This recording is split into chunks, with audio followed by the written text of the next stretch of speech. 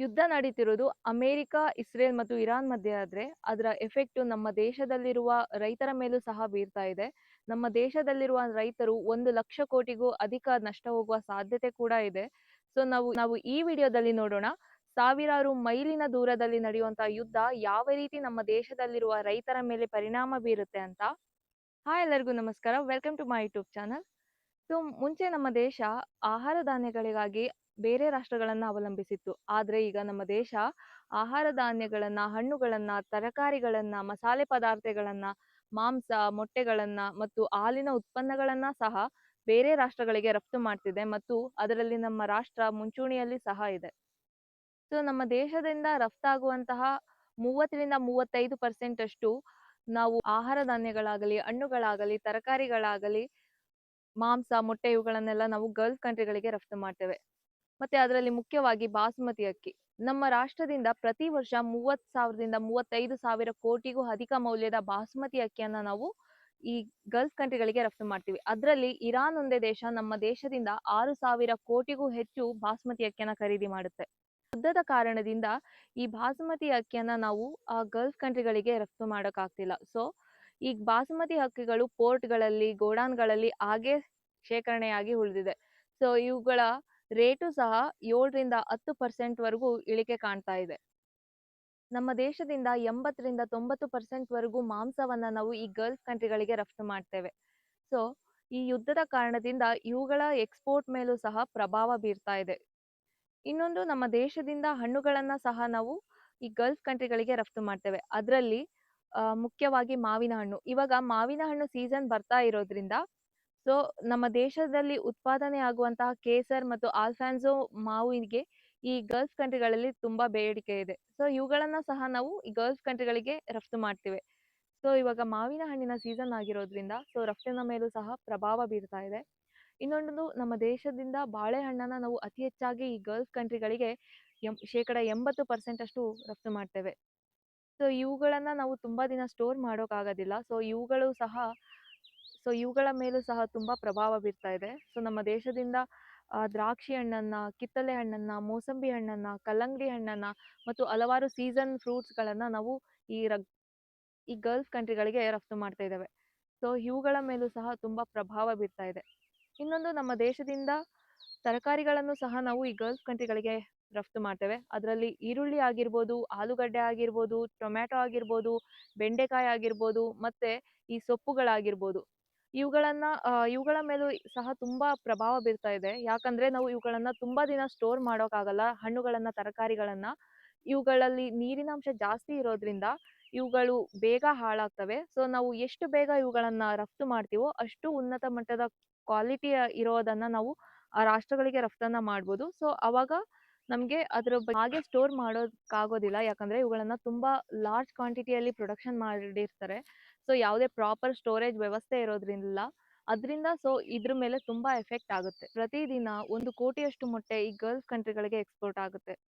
So ಈ export ನಿಂತಿರೋದ್ರಿಂದ ಈ ಮೊಟ್ಟೆಗಳನ್ನ ಸೇಲ್ ಮಾಡೋಕ್ಕಾಗ್ತಿಲ್ಲ. ಸೊ ಈ ಮೊಟ್ಟೆಗಳ ದರ ಸಮೇತ ಕಡಿಮೆ ಆಗ್ತಾ ಇದೆ. ಸೊ ಈ ಪ್ರೊಡಕ್ಷನ್ ಆಗಿರೋ ಹಣ್ಣುಗಳಾಗ್ಲಿ, ತರಕಾರಿ ಆಗ್ಲಿ, ಮತ್ತೆ ಮೊಟ್ಟೆಗಳಾಗ್ಲಿ ಲೋಕಲ್ ಮಾರ್ಕೆಟಿಗೆ ಬರ್ತಾ ಇರೋದ್ರಿಂದ ಲೋಕಲ್ ಮಾರ್ಕೆಟ್ ಅಲ್ಲೂ ಸಹ ಇವುಗಳ ಬೆಲೆ ತುಂಬಾ ಕಡಿಮೆ ಆಗ್ತಾ ಇದೆ. ಈ ಯುದ್ಧ ನಮ್ಮ ದೇಶದ ಭತ್ತದ ಗದ್ದೆಯಿಂದ ತರಕಾರಿಗಳು, ಹಣ್ಣುಗಳು, ಮತ್ತೆ ಮಾಂಸ, ಮೊಟ್ಟೆ ಮತ್ತು ಫರ್ಟಿಲೈಸರ್ಗೂ ಸಹ ತಟ್ತಾ ಇದೆ. ಜಾಗತಿಕವಾಗಿ ರಾಸಾಯನಿಕ ಗೊಬ್ಬರವನ್ನು ಉಪಯೋಗಿಸುವ ದೇಶದಲ್ಲಿ ನಮ್ಮ ದೇಶ 2ನೇ ಸ್ಥಾನದಲ್ಲಿದೆ. ಸೊ ಯಾಕಂದ್ರೆ ನಮ್ಮ ದೇಶದಲ್ಲಿ ತುಂಬಾ ಜನ ಅಗ್ರಿಕಲ್ಚರ್ ಮೇಲೆ ಡಿಪೆಂಡ್ ಆಗಿದ್ದಾರೆ. ಸೊ ನಮ್ಮ ದೇಶದಲ್ಲಿ ರೈತರಿಗೆ ಫರ್ಟಿಲೈಸರ್ ಅವಶ್ಯಕತೆ ಕೂಡ ತುಂಬಾ ಜಾಸ್ತಿ ಇರುತ್ತೆ. ನಮ್ಮ ದೇಶ ಫರ್ಟಿಲೈಸರ್ ಪ್ರೊಡಕ್ಷನ್ ಅಲ್ಲಿ ತುಂಬಾ ಸ್ವಾವಲಂಬಿ ಆಗಿಲ್ಲ.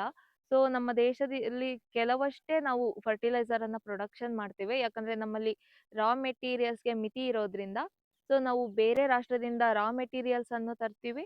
ಮತ್ತೆ ಕಂಪ್ಲೀಟ್ ಆಗಿ ಫಿನಿಶ್ ಆಗಿರೋ ರಸಗೊಬ್ಬರವನ್ನ ಸಹ ನಾವು ಖರೀದಿ ಮಾಡಿ ನಮ್ಮ ದೇಶದಲ್ಲಿ ತರ್ತೇವೆ. ಇನ್ನ 2 ತಿಂಗಳಲ್ಲಿ ನಮ್ಮ ದೇಶದಲ್ಲಿ ಮಾನ್ಸೂನ್ ಸೀಸನ್ ಸ್ಟಾರ್ಟ್ ಆಗೋದ್ರಿಂದ ಸೊ ರಾಸಾಯನಿಕ ಗೊಬ್ಬರಗಳ ಅವಶ್ಯಕತೆ ಸಹ ನಮ್ಮ ರೈತರಿಗೆ ತುಂಬಾ ಇದೆ. ಸೊ ನಮ್ಮ ದೇಶ 85-90% ಅಷ್ಟು DAP ಯನ್ನ ಬೇರೆ ರಾಷ್ಟ್ರಗಳಿಂದ ಆಮದು ಮಾಡ್ಕೊಳ್ಳುತ್ತೆ. ಅದರಲ್ಲಿ ಕಚ್ಚಾ ವಸ್ತುಗಳನ್ನು ಸಹ ಆಮದು ಮಾಡ್ಕೊಳ್ಳುತ್ತೆ ಮತ್ತು ಸಿದ್ಧವಾಗಿರೋ DAP ಯನ್ನ ಸಹ ಆಮದು ಮಾಡ್ಕೊಳ್ಳುತ್ತೆ. ಮತ್ತೆ ಈ ಯೂರಿಯಾವನ್ನ ಸಹ 20-25% ಅಷ್ಟು ಬೇರೆ ರಾಷ್ಟ್ರಗಳಿಂದ ಆಮದು ಮಾಡ್ಕೊಳ್ಳುತ್ತೆ. ಅದರಲ್ಲಿ ಗಲ್ಫ್ ಕಂಟ್ರಿಗಳು ಸಹ ಸೇರಿವೆ. ಸೊ ಮುಂಚೆ ನಮ್ಮ ದೇಶದಿಂದ ರಫ್ತಾಗುವಂತಹ ಈ ಗಲ್ಫ್ ಕಂಟ್ರಿಗಳಿಗೆ ರಫ್ತಾಗೋಕೆ 15-20 ದಿನ ಟೈಮ್ ತಗೊಂತಿತ್ತು. ಆದ್ರೆ ಇವಾಗ ಇದು ಡ್ಯೂರೇಷನ್ ತುಂಬಾ ತಗೊಂತಿದೆ. 25-35 ದಿನದವರೆಗೂ ಸಹ ಈ ನಾವು ಏನಾದ್ರೂ ಎಕ್ಸ್ಪೋರ್ಟ್ ಮಾಡ್ಬೇಕಂದ್ರೆ ಅಷ್ಟು ದಿನ ಟೈಮ್ ತಗೊಂತಾ ಇದೆ ಈ ಯುದ್ಧದ ಕಾರಣದಿಂದ. ಸೊ ನಮ್ಮ ಹತ್ರ ಇರುವಂತಹ ಪೆರಿಷೇಬಲ್ ಗೂಡ್ಸ್ ಅಂದ್ರೆ ಈ ಹಣ್ಣುಗಳು, ತರಕಾರಿಗಳನ್ನ ನಾವು ತುಂಬಾ ದಿನ ಇಡೋಕ್ಕಾಗೋದಿಲ್ಲ. ಸೊ ಇವುಗಳು ಬೇಗ ಹಾಳಾಗ್ತವೆ. ಸೊ ಇವುಗಳ ಮೇಲೆ ತುಂಬಾ ಪ್ರಭಾವ ಬೀರ್ತಾ ಇದೆ. ಮತ್ತೆ ಇದೊಂದೇ ಅಲ್ಲ, ನಮ್ಮ ದೇಶದಲ್ಲಿ ಸಹ ಈ ಹಣ್ಣುಗಳು, ತರಕಾರಿಗಳ ರೇಟು ಸಹ ತುಂಬಾ ಕಡಿಮೆ ಆಗ್ತದೆ. ಯಾಕಂದ್ರೆ ನಾವು ರಫ್ತು ಮಾಡೋಕ್ಕಾಗದೇ ಇದ್ದಾಗ, ನಾವು ರಫ್ತು ಮಾಡದೇ ಇರುವಂತಹ ಎಲ್ಲಾ ವಸ್ತುಗಳು ಲೋಕಲ್ ಮಾರ್ಕೆಟಿಗೆ ಸಹ ಬರ್ತವೆ. ಸೊ ಅವಾಗ ಈ ಲೋಕಲ್ ಮಾರ್ಕೆಟಲ್ಲಿ ಬೆಲೆ ಕಡಿಮೆ ಆಗುವ ಸಾಧ್ಯತೆಗಳು ತುಂಬಾ ಇರುತ್ತೆ. ಇನ್ನೊಂದು ಏನಂದ್ರೆ ಈ LPGಯ ಸಮಸ್ಯೆಯಿಂದ ಎಷ್ಟೊಂದು ರೆಸ್ಟೋರೆಂಟ್‌ಗಳು, ಹೋಟೆಲ್‌ಗಳು ಕ್ಲೋಸ್ ಆಗ್ತಾ ಇದೆ. ಖರೀದಿ ಮಾಡೋರು ಸಹ ತುಂಬಾ ಕಡಿಮೆ ಆಗ್ತಾ ಇದ್ದಾರೆ. ಸೊ ಈ ರೈತರು ಬೆಳೆದಂತ ಬೆಳೆಗಳು ಅವರ ಹೊಲದಲ್ಲೇ ಎಲ್ಲ ನಾಶ ಆಗ್ತಾ ಹೋಗ್ತಾ ಇದೆ. ಸೊ ಯುದ್ಧದ ಕಾರಣದಿಂದ 70% ವರೆಗೂ ನಮ್ಮ ದೇಶದಿಂದ ಎಕ್ಸ್ಪೋರ್ಟ್ ಆಗುವಂತಹ ಅನೇಕ ವಸ್ತುಗಳ ಮೇಲೆ ಇದು ಎಫೆಕ್ಟ್ ಬೀಳ್ತಾ ಇದೆ. ಸೊ ಅದರಲ್ಲಿ ಪೆರಿಷಬಲ್ ಗೂಡ್ಸ್ ತುಂಬಾ ವರ್ಸ್ಟ್‌ಲಿ ಎಫೆಕ್ಟ್ ಆಗ್ತಾ ಇದೆ. ಮತ್ತೆ ನಾವು 10-15 ದಿನದಲ್ಲಿ ಇವುಗಳನ್ನ ಎಕ್ಸ್ಪೋರ್ಟ್ ಮಾಡ್ತಿದ್ವಿ. ಆದ್ರೆ ಅದು 25-35 ದಿನದವರೆಗೆ ಡ್ಯೂರೇಷನ್ ಆಗ್ತಾ ಇದೆ. ಮತ್ತೆ ಇದರಿಂದ ಡಿಲೇ ಪೇಮೆಂಟ್ಸ್ ಆಗ್ತಾ ಇದೆ. ಮತ್ತೆ ಎಷ್ಟೊಂದು ಟ್ರಾನ್ಸಾಕ್ಷನ್ ಕ್ಯಾನ್ಸಲ್ ಆಗ್ತಾ ಇದೆ. ಮತ್ತೆ ಇದರಿಂದ ಕಾನ್ಫಿಡೆನ್ಸ್ ಸಹ ಖರೀದಿ ಮಾಡೋರ್ಗೆ ಬರ್ತಾ ಇಲ್ಲ. ಮತ್ತೆ ಎಲ್ಲೋ ಸಾವಿರಾರು ಮೈಲುಗಳ ದೂರದಲ್ಲಿ ನಡೆಯುವಂತ ಯುದ್ಧ ಯಾವ ರೀತಿ ನಮ್ಮ ದೇಶದಲ್ಲಿ ರೈತರಿಗೆ ಎಫೆಕ್ಟ್ ಮಾಡುತ್ತೆ ಅಂತ ನೀವು ಈ ವಿಡಿಯೋದಲ್ಲಿ ಸ್ವಲ್ಪನಾದ್ರೂ ತಿಳ್ಕೊಬಹುದು. ನಮ್ಮ ದೇಶ ಕೇವಲ ಇಂಪೋರ್ಟ್ ಮಾಡ್ಕೊಳೋ ಕಂಟ್ರಿ ಅಲ್ಲ. ನಮ್ಮ ದೇಶದಿಂದ ಸಹ ಅನೇಕ ಅಗ್ರಿಕಲ್ಚರ್ ಪ್ರಾಡಕ್ಟ್ಸ್‌ಗಳು ಸಹ ಈ ಗಲ್ಫ್ ಕಂಟ್ರಿಗಳಿಗೆ ರಫ್ತಾಗುತ್ತೆ. ಸೊ ಅವುಗಳ ಮೇಲೆ ಸಹ ಇದು ಪರಿಣಾಮ ಬೀರ್ತಾ ಇದೆ. ಸೊ ನಾವು ಇವುಗಳನ್ನು ಸಹ ನಾವು ಪರಿಗಣನೆಗೆ ತಗೋಬೇಕು. ಸೊ ನಿಮ್ಗೆ ಈ ವಿಡಿಯೋ ಇಷ್ಟ ಆಗಿದ್ರೆ ವಿಡಿಯೋನ ಲೈಕ್ ಮಾಡಿ, ಶೇರ್ ಮಾಡಿ, ನಮ್ಮ ಚಾನಲನ್ನ ಸಬ್ಸ್ಕ್ರೈಬ್ ಮಾಡಿ.